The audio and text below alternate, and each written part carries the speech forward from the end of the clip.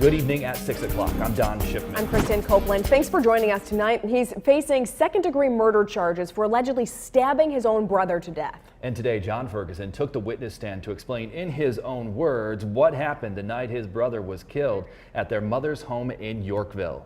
News Channel 2's Rachel Murphy has been following this trial in Oneida County Court. She joins us now live on what the defendant is saying. Rachel. Don and Kristen, John Ferguson says his brother attacked him and he did what he needed to do in order to survive. Ferguson faces second-degree murder and third-degree criminal possession of a weapon charges related to the stabbing death of his 41-year-old brother Daryl Ferguson in July 2018 at their mother's home in Yorkville. He told jurors that Daryl had been drinking and using cocaine that night. He said Daryl got mad at John after John asked Daryl if he would help him move to a new place later that week. John says Daryl got angry and choked him. John says he tried to get away from his brother and go to a bedroom, but he says Daryl continued to come after him. John says he eventually grabbed a kitchen knife because he was scared of his brother.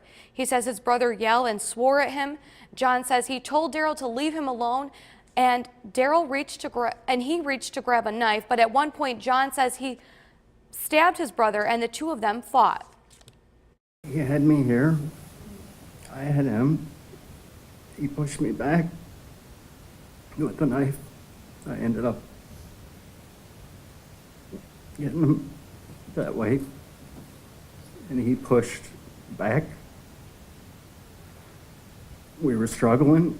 We ended up back on the trundle bed.